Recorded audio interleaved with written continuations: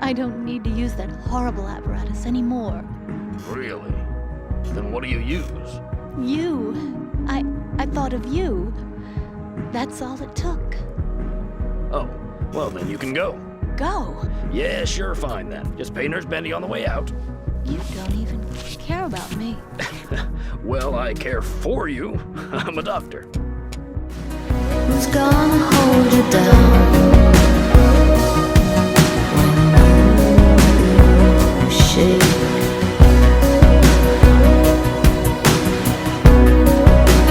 Who's gonna come around when you break?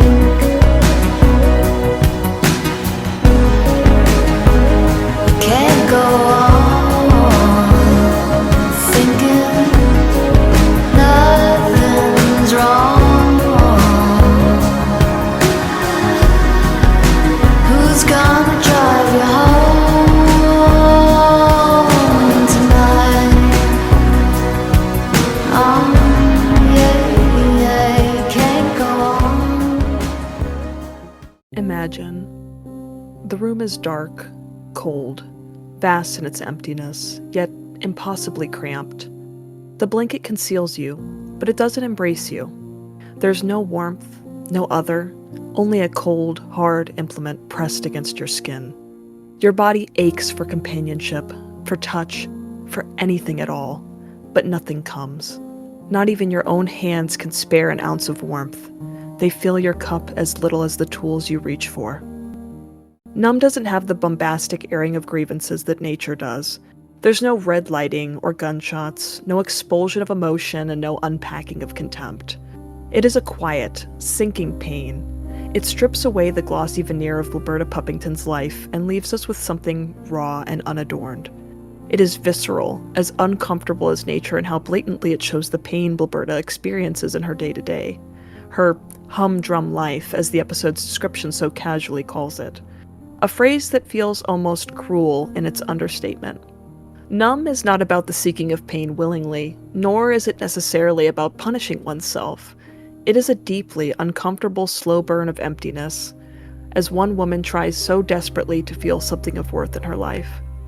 The episode opens with familiarity, the early happenings of nature, before quickly switching its point of view, establishing that what we're about to see is a single, isolated instance of Bloberta's life in complete solitude. When she's alone, she doesn't clean. Cleaning is just another part of the facade, and this episode is far from clean. It is openly dirty, intimate, and suffocating. We cut immediately to a close shot of Bloberta in bed, pleasuring herself with something off-screen. But pleasure is not quite the word to use here. There's no emotion, no change in expression. She stares blankly at the ceiling until it is finished. Whatever is occurring, it doesn't bring her joy, and when the act is done, the tool is revealed. A drill-like object bearing the name Mr. Wonderful. More of this kind preceded, stored away, each piece of abrasive hardware marching further towards danger and farther from safe stimulation. This is the reality of Moralton, and of Bloberta's predicament. She has nothing, no one to comfort her or bring relief, so to curb her frustrations and desires, she turns to self-pleasure, something deemed utterly sinful. So sinful that the only way to seek such a thing out is through harmful means. To Bloberta, self-pleasure begets self-harm. The residents of Moralton are no strangers to earthly vices. From the schoolyard to the hospital, righteous Protestants can be seen drinking themselves blind, chain-smoking. The first hit of a cigarette can be an exhilarating feeling. You finally have a piece of the magic that was oh so easy for everyone else to find. Each one stimulates the release of dopamine in your brain, triggering the reward pathway. You find yourself wanting a hit of bliss each hour until you're doing it 10, 20 times a day. You don't notice your lungs crumbling, your arteries filling with sickly yellow fat, because nicotine mimics the natural neurotransmitters in your brain. The hardware is one and the same. Jutting metal mimics the intrusion of a man who can't hide his excitement. Oil, thin and sticky in the grooves of her palm, mimics his appreciation. The tip's sharp gyration mimics the pleasure that is supposed to come along with a romantic connection, but leaves only scarring in its wake. As she tucks away the newest of her collection, she takes a passing glance at herself, pausing on the silent aftermath of the moment, lingering in her own thoughts. They settle somewhere, far away. The toys are in a top drawer where anyone could find them if they were curious about her inner life, which they are not. But the album is hidden where even she has to grope for it, memories of a time long gone, a time where she was able to smile, knowing, believing, that she was loved. A familiar face appears with her in long concealed photographs. Danielle stop frame, courting her with a bright smile and a fistful of flowers, a smile which, to her, no doubt felt genuine. Those emotions continue to scream at her, incessant in their virility, again and again until. Wait, that's not her son. An intruder had trampled his way into her home just as another had once trampled his way into her womb. Still, she finds herself feeling a sentimental attachment to him. Proverbs, chapter 26, verse 11. As a dog returns to her vomit, so does a fool return to her folly. Danielle humors her desire to see him, reluctantly rewarding a lackluster athlete with their participation trophy. Still, he is callous, blasé, and completely detached from her feelings. He airs his dismissal of them effortlessly, directly to the face of the woman he violated. A martini and an ashtray full of cigarettes still on the table. Danielle once again leaves Bloberta's environment messier, more complicated than he found it. In a moment of desperation, more mortifying than her dirty secret, Bloberta seeks out a man who should be able to understand her. Bloberta keeps hers locked away, but Rod Putty wears his desperation on his sleeve. She walks right up to his door and offers him every part of herself on a silver platter. She learns quickly that they could not be more different, that at least in this moment, their motivations are diametrically opposed.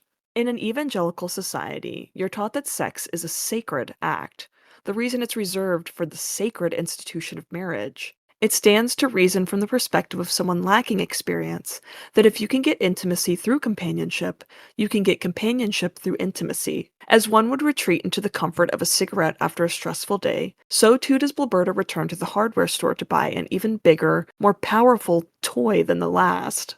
This is when it finally happens. Bloberta isn't just going through the motions. She can't even make it there. The force of the toy yanks her into the bedroom. It's too late to turn her back on what's started. What's going to be done cannot be undone. Her injury is severe enough to make a seasoned surgeon wide-eyed, though it is possible, likely even, that this isn't the first time she's hurt herself this badly at all. You don't reach her level of desensitization in a single day. That there was a time she was much too ashamed to admit that she injured herself in such a godless way. The name of Dr. Potterswheel's game is plausible deniability. From the moment she's up in the stirrups, he diminishes the severity of her injuries. As a doctor, his job is not only to care for a person's body, but also their mind. A fearful, uneducated patient can make their injury that much worse. To an onlooker, especially one from Moralton, Quentin would appear as though he's going above and beyond to build a rapport with her. Bloberta is a hysterical woman for thinking there was anything else going on. He prescribes her painkillers. Nothing to stop an infection, nothing to aid in the process of healing. As he leans in, it's unclear if he thinks the fascination is mutual, but it is clear that he at least has a hunch of what she's doing to herself. To Bloberta, anything is better than nothing. Potterswheel is urging her to abuse herself, to ignore the warning signs of her own body to appease his own desires. She knows it's dangerous, yet she puts herself in his hands. He will care for her, he will know what's best. She mirrors his enthusiasm in something that is vaguely framed as flirting, despite its horrid implications. She allows herself to be vulnerable in a situation that would set off red flags in any sane person's head. So, why? Well, there is one reason that can be ruled out with some confidence. In addition to Bloberta being motivated by sex, first and foremost, there is another misconception that people take away from Numb, that Bloberta is a masochist. A person who finds sexual fulfillment through that which others find most unpleasant, pain, humiliation, etc. If this were the case, Numb would be a somewhat different story, albeit still a tragic tale, about a woman who found a man to indulge in her taboo desires, only to be shunned once she revealed herself to be more than a sex object. Dr. Potterswheel is a sadist, after all, someone who finds their sexual fulfillment through inflicting pain onto others, or, as in Numb, the knowledge that the object of their desire is suffering. He says as much himself.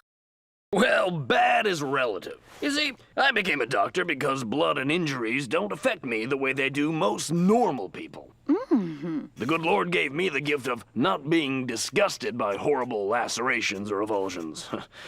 Quite the contrary. Lucky.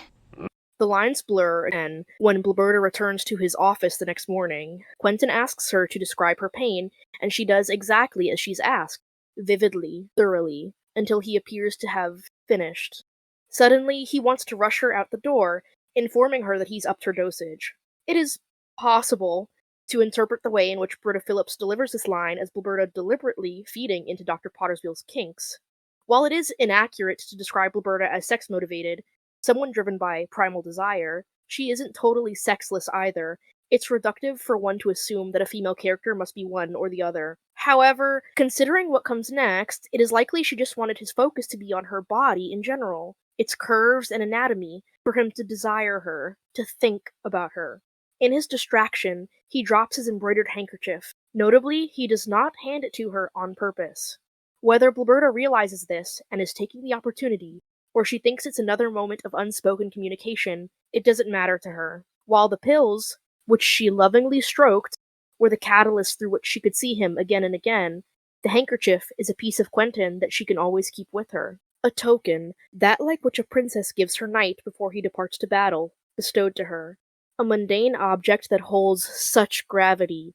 She returns to her battleground, the war zone of her home, her daily life, reaching not for relentless stimulation, but the lingering feeling of his affection, his scent, his memory imprint on her so intensely that she is ravished by it on the spot, culminating in a rush of pleasure so pure and intense that it shakes her entirely, all sparked by a single brush of the finger. Dino stated in his commentary that this scene had to clearly express pleasure because it was the only true pleasurable climax she has had. Every other experience was painful. No matter how much she tried, how big the object got, she felt nothing but pain, battering herself ceaselessly until her body reacted. Maybe that pain was warranted. Maybe it wasn't supposed to feel good. This act was to be reserved for the sanctum of marriage, a vow she broke endlessly in search of her own happiness. Bloberta came to realize the reality of her marriage early on, but her view of what love actually is does not seem to have changed much from her traditionalist upbringing. A place like Buried Pleasures is foreign enough already, and it's in her town. Desires like Dr. Potterswheel are so far removed from her mind, it's probable the idea never would have occurred to her. The shame that comes from sex outside of wedlock has already gone out the window with Danielle, but her biblical role as a woman is still ingrained within her. A helpmeet who validates her man. When she rushes back to the office, she clearly expects him to be as happy as she is. That she's cured. It's a shining symbol of his skill as a doctor, of his masculinity. Bloberta refers to the handjack as a horrible apparatus, verbally separating the object from herself and attaching herself from any need of it, ingratiating herself to Dr. Potterswheel even further. Someone who derives pleasure from pain being inflicted upon them would not happily cast aside something like the handjack for a totally painless satisfaction. The pain Quentin inflicts on her is now emotional, not physical. Even when he couldn't get rid of her fast enough, he was glib. But in this moment, he dismisses her with clinically precise cruelty, as cold as the metal instruments with which he performs his procedures. An embroidered handkerchief is not something doctors are commonly seen owning. That is to say, it's not specific to their profession in any way. It could have been a graduation gift, a sentimental item from his late wife, or even something he purchased himself. It does not seem all that important to him, or perhaps he does carry some fondness for the object. He takes the item for granted. But to Bloberta, it was everything. She continues to hold on, even at the end of sacrifice. She tears through her home like a tornado trying to find the cloth, hoping that it still retains some of its magic. Bloberta is the main character of her own story. She takes action and influences the events of her day-to-day life, but the revolving door of men in her life have never seen her the same way. To her, each man was a glint, however small, of a much brighter future. The woman in Clay's life being so lonely so early on in her marriage, still full of hope that love was out there for her, made things a little easier for Danielle, sure, but Bloberta could have been any repressed housewife. During their conversation, he looks everywhere but into her eyes, glancing at her for only a moment, but looking away when she goes to meet his gaze. Meanwhile, Bloberta looks to him almost the entire time, searching for the smallest moment of connection. Reverend Putty begged God for any woman at all, and when he got one, he banished her from his sight in a sort of post-ejaculation clarity.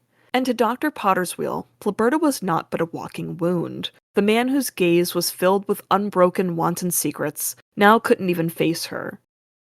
In Sacrifice, it is alleged by Clay Puppington that what Dr. Potterswheel does to her in Numb is how he once caused his own wife's demise. Clay supposes that the late Mrs. Potterswheel was in such a painkiller-addled haze, she didn't even know she was dying.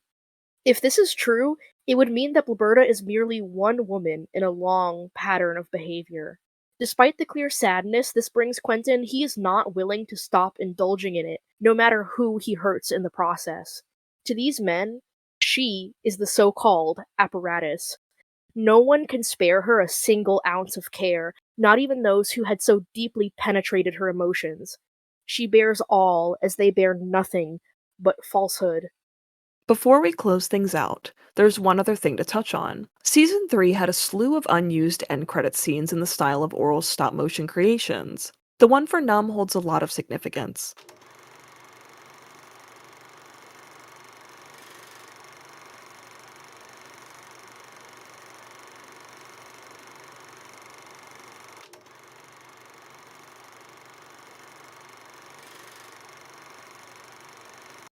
A large, jagged-toothed monster with gnarled, wiry arms chases down Bloberta, cornering and pinning her down as she screams in terror.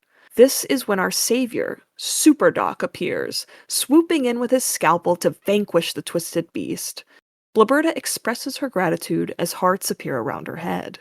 The innocence of a child sees not the reality of such a situation, even if such eyes never quite witnessed it. Though the style is undoubtedly that of Orel's movies, the perspective feels grounded in Bloberta's own mind. We're seeing her experiences through the eyes of a child metaphorically, not literally. The most honest representation of her vile situation, without the adult complications of conflicting perspectives and shifting blame. The vicious tool is represented by gnashing teeth and sweeping claws. It is a monstrous entity that attacks and dominates Bloberta, an entity of which she is fearful. The good doctor is a figure of salvation, a man who hears her cries for help, sees them, and fights for her. For some, trauma can be one big explosive event that you keep inside of you. It scabs over and sinks, deeper and deeper within you until your body has absorbed it fully, making you a stronger version of yourself. For others, like Bloberta, trauma can be corrosive, things that come in drips, like acid rain. The scab does not sink, it only grows, stiffening parts of you that were once free and tensile, compressing your lungs, swelling and inflamed. You seek desperately to get it out, for someone to notice, to cut you open and remove it. Bloberta's heartstrings snap like wires, lacerating her inner thighs. As cigarette smoke, loneliness sticks to her clothes. Each shuttered instrument sings its chord, carving notes to her flesh as they reach a discordant crescendo. A personal lament soon becomes as easy to read as sheet music. Her trauma, externalized.